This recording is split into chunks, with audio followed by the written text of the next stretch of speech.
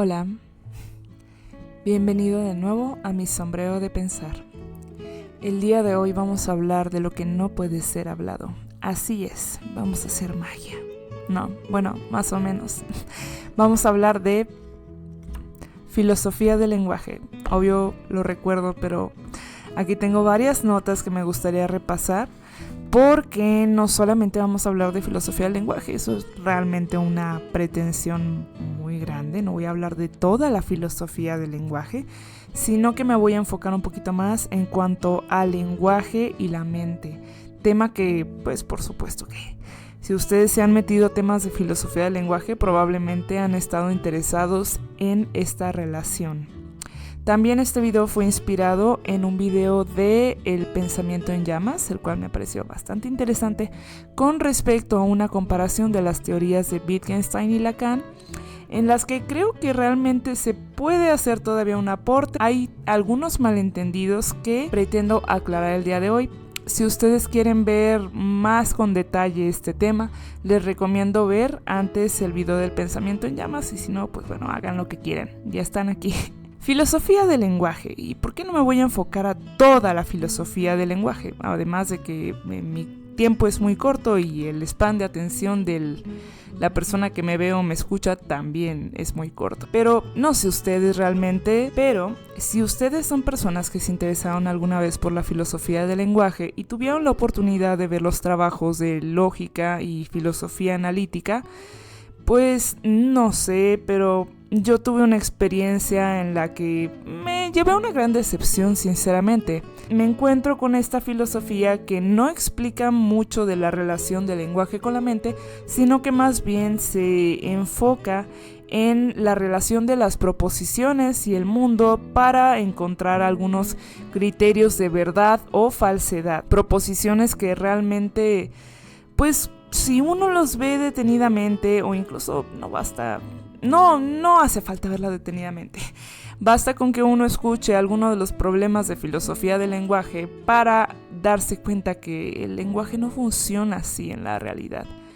Y eso es algo que, pues bueno, si a ti te gusta la lógica o las matemáticas, adelante, muy probablemente te va a gustar la filosofía del lenguaje de, por ejemplo, Russell o Frege. Pero siento que yo estaba buscando algo distinto y de hecho fue hasta que empecé a ver un poco del trabajo de Wittgenstein que empecé a realmente encontrar el tipo de cosas que a mí me interesaba ver. Wittgenstein tiene la facultad de que empieza a darle un tinte muy distinto a la filosofía del lenguaje y que realmente es muy interesante cómo él mismo se da cuenta que el lenguaje tiene una manera de funcionar que va más allá de la lógica y es precisamente la parte que me parece interesante. Y por la misma razón que es interesante empatar esto con la teoría del lenguaje de Lacan.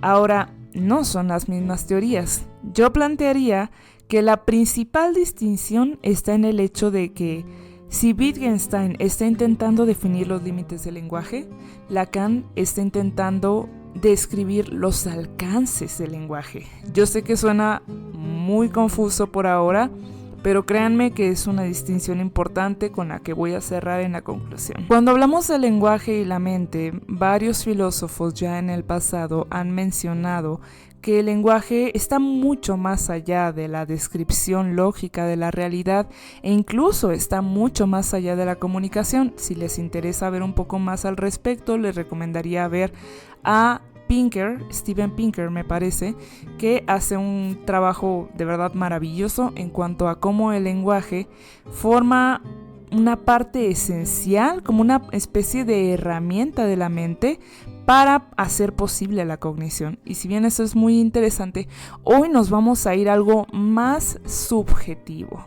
No porque sea algo como una especie de verdad relativa, sino porque esto está muy encarnado en nuestra experiencia humana y en la manera en la que teorizamos con respecto al lenguaje. Y los tintes de esto se empiezan a vislumbrar desde el Tractatus de Wittgenstein, ya que Wittgenstein nos empieza a hacer algunas distinciones entre proposiciones verdaderas y, por ejemplo, certezas.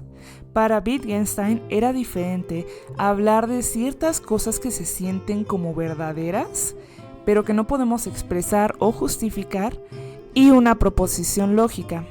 Esto se explica muy bien en la teoría de las imágenes, ya que Wittgenstein decía que el lenguaje imita a los hechos, que realmente el mundo está compuesto de hechos, es decir, que el mundo está compuesto de lo que es, y el lenguaje pretende imitar este funcionamiento. En este trabajo, Wittgenstein se da cuenta de algo que Lacan hace mucho énfasis, no necesariamente haciendo referencia a Wittgenstein, pero es algo que tienen en común, que realmente no existe un metalenguaje, no hay un lenguaje que pueda explicar el lenguaje. Esto quiere decir, en términos de Lacan, que no hay un otro del otro, solamente tenemos esta especie de abstracción que se puede ver reflejada en palabras y sus significados, o en términos de Lacan, significantes, pero realmente no hay manera de acceder a algo más allá del lenguaje. De hecho, en este momento, pues obviamente cuando estoy explicando esto, estoy usando palabras, por lo tanto no estoy explicando el lenguaje, estoy usando el lenguaje de una manera un poco circular para poder rodear algo que es inexplicable. Y bueno, aquí se van dibujando algunas de las similitudes entre Wittgenstein y Lacan, pero no obstante, aunque ya les describí una parte de su teoría, insisto en que no voy a profundizar demasiado en ella. Lo que tienen en común sería el poner al pensamiento y al lenguaje en este primer plano en cuanto al entender ciertas cosas con respecto a la realidad. Wittgenstein nos dice que el lenguaje solamente actúa como una especie de fotografía de la realidad, una especie de imitación, pero realmente no es la realidad, y es por eso que piensa que no hay problemas filosóficos genuinos. Por ejemplo, los problemas metafísicos terminarían siendo realmente confusiones del lenguaje, y que lo más apropiado para hacer sería dar cuenta de la confusión para poder dar cuenta de qué clase de problemas se está discutiendo. Lacan, por su lado, nos da la perspectiva del lenguaje no solamente para entender la relación entre el lenguaje y la mente, sino para entender al lenguaje como algo que da nacimiento a nuestra mente y por lo tanto a la realidad que conocemos. Cosa que, por ejemplo, se menciona en el video del pensamiento en llamas. Menciona que una diferencia entre Wittgenstein y Lacan es que mientras que Wittgenstein empieza a marcar los límites del lenguaje, Lacan piensa, entre comillas, que todo lo que existe es lenguaje, ya que Lacan afirma que el inconsciente está estructurado como un lenguaje. No obstante, aquí se pueden poner las cosas un poquito complicadas, pero no se preocupen, lo vamos a poner lo más sencillo posible. Nos vamos a ir lentito con Lacan, espero que sean pacientes, pero solo para darles un poquito de contexto de dónde viene lo de Lacan, es que Lacan reinterpreta a Freud. Lacan se dedica a mirar los textos de Freud y sacarle más jugo a lo que ya empieza a decir. Y recordemos que Freud llega con una propuesta bastante original con respecto al entendimiento que tenemos de la psique. Freud nos dice que el inconsciente predomina en nuestra mente, mientras que el consciente es solamente la capita de encima, ¿no? Además de esto, Freud menciona varias cosas en cuanto a las maneras en las que el inconsciente se manifiesta. Y esto es, por ejemplo, en la manera en la que hablamos, en los lapsus, cuando nos equivocamos al hablar, en los chistes, en equivocaciones que podemos tener. Y eso es algo que revela de cierta manera que no tenemos un control completo en cuanto a lo que decimos y hacemos, sino que ese tipo de cosas parece que incluso a veces actuaran por sí mismas. Pero Lacan le saca muchísimo más provecho a esa teoría, diciéndonos que el inconsciente está estructurado como un lenguaje. Ahora, como les decía en el video del pensamiento en llamas, esto se interpreta como que Lacan es una especie de holista semántico, y es la parte en la que estoy en desacuerdo, porque un holismo semántico diría que todo lo que existe es lenguaje. Y si bien está cerca de eso, no es lo mismo. En el psicoanálisis lacaniano, uno es propiamente un sujeto cuando está sujetado a un lenguaje. Quiere decir que las palabras hacen un efecto sobre nosotros y después es que nosotros actuamos y hablamos.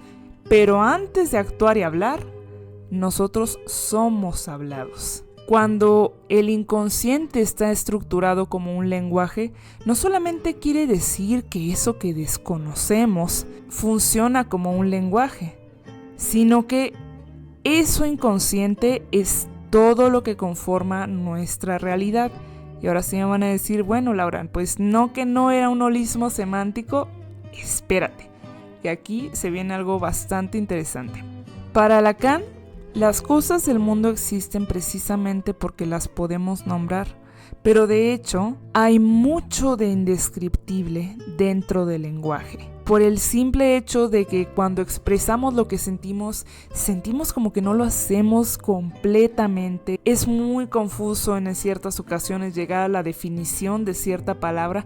Parece ser que dentro del lenguaje hay algo innombrable. Para Lacan, esto estaría dentro del registro de lo real. Y esto es lo que hace la diferencia entre Lacan siendo un holista semántico y Lacan dando un peso al lenguaje que describe completamente nuestra subjetividad, pero que no describe por completo lo real. El registro de lo real es parte de la propuesta de los 3 registros de Lacan. Y en este primer registro, porque es el registro inaugural, es el registro de la sensación, del dolor, del dar cuenta de que hay un cuerpo que siente, ¿sabes? Este real, precisamente por el hecho de estar a un nivel de la sensación, es indescriptible.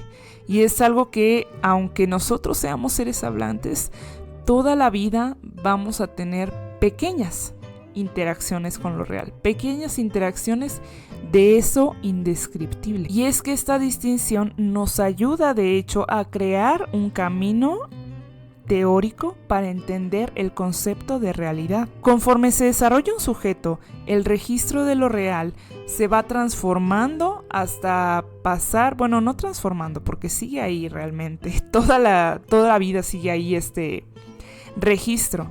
Pero conforme el pequeño ser humano, digamos el bebé, va consolidando ciertas imágenes, consolidando pequeños patrones consistentes de la realidad, por ejemplo, la presencia o la ausencia de algo, que eso también los psicólogos lo hablaron mucho, en cuanto a la presencia de los objetos, permanencia de los objetos. Y el niño va empezando a construir una pequeña noción del mundo. Y esto es lo que conforma el registro imaginario. Tampoco me voy a detener en esto, pero qué interesante es la instalación de lo simbólico en el psiquismo. Conforme se pasa este proceso de subjetivación para ser una persona como tú o como yo, que somos usuarios del lenguaje, tenemos que pasar por un proceso de lo que se llama castración. Y a ver, ahí yo sé que este concepto es extremadamente controversial. No lo voy a poder explicar en un video, me encantaría explicarlo en otro. ¿Te gustaría que lo explicara en otro? Lo que sucede en este momento determina la entrada al registro de lo simbólico. Y ahora sí, en el registro de lo simbólico se tiene un uso metafórico del lenguaje. Se tiene uso del lenguaje en un sentido mucho más amplio, mucho más complejo. Y piénsalo, si estamos hablando de un uso metafórico del lenguaje, también estamos hablando de algo que le interesaba bastante a Wittgenstein, que también se menciona en el video que les digo, que es que Wittgenstein decía que las proposiciones realmente, en muchos casos, es muy difícil probar su verdad o falsedad, y en otros casos hay usos del lenguaje que no están atados a la verdad o la falsedad. Y aparte de esto, los usos del lenguaje están atados a un comportamiento social, a un contrato, a un a un ambiente social en el que precisamente las cosas adquieren sentido. Y es aquí donde de hecho hay un punto de encuentro muy relevante, me parece, en cuanto al pensamiento de Wittgenstein y Lacan. Porque en el video en el que les menciono, el autor dice que Wittgenstein nunca diría que lo único que existe en la realidad es el lenguaje. Pues yo creo que Lacan tampoco diría que todo lo real es en el lenguaje. No obstante, el lenguaje sí tiene efectos en lo real. Cosa muy complicada, perdón, les dije que me iba a mantener apegada a lo simple. Pero solo digamos que si Lacan no piensa que todo lo real es lenguaje, el lenguaje sí tiene efectos en lo real. Pero a Wittgenstein le habría encantado ver cómo se explica el registro de lo simbólico, no solo en términos de palabras, no solo en la metaforización, sino que esto implica un contrato social. Que el hecho de que las palabras no son literales todo el tiempo, que el hecho de que no se pueden someter estos criterios, que el hecho de que estén en un contrato social, eso es lo que conforma nuestra realidad. Y es por eso que Lacan no es un holista semántico. Porque si bien, obvio, todo lo que conocemos conscientemente, todo lo que podemos nombrar, es parte de nuestra realidad, sí, por supuesto que sí. Y Lacan diría, por supuestísimo que sí. Porque este conocimiento de la realidad es un conocimiento de otro. Es una abstracción de la separación del yo y del mundo. Es ese otro el que da sentido al mundo, es que yo puedo decir que está bien, que está mal, bueno, puedo preguntarme al respecto sobre qué está bien, qué está mal, si mañana voy a hacer tal cosa, si toda esta construcción, al fin y al cabo ficticia de la realidad, porque pues mira, si me quitan mi trabajo, si me quitan tal cosa, las cosas van a seguir existiendo. Y si bien estoy explicando todo esto en términos de lenguaje, pues es porque es nuestra realidad, valga la redundancia, cosa que Wittgenstein también apoyaba, bueno, al decir que no existe el lenguaje en sí mismo, sino que existen estas convenciones, este compartirlo, es precisamente también la noción de Lacan, el hecho de que, y ya no dibujando un límite del lenguaje, porque Wittgenstein estaba dibujando un límite lógico del lenguaje, pero Lacan estaba extendiendo, más bien estaba observando los alcances de lo irracional del lenguaje. Y esa es la parte interesante.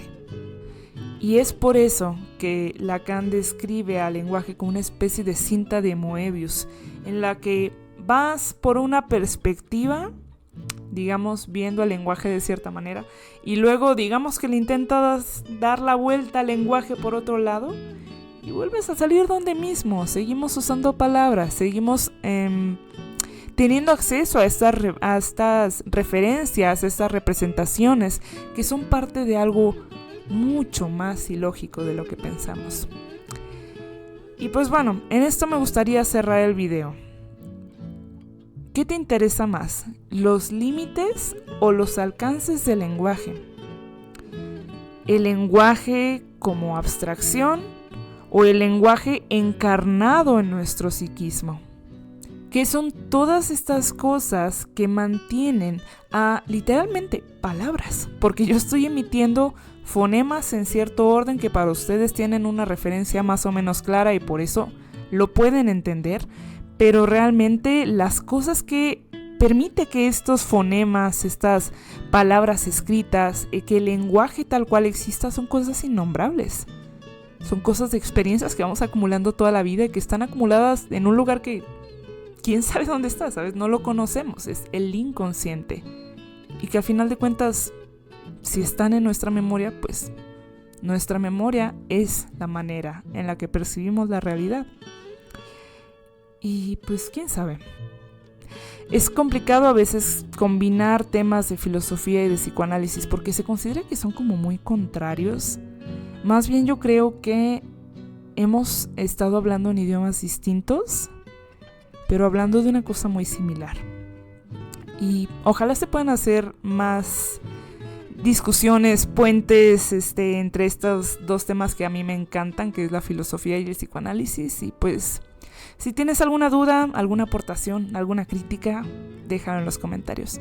Muchas gracias por escucharme una vez más. Este fue mi sombrero de pensar. Nos vemos.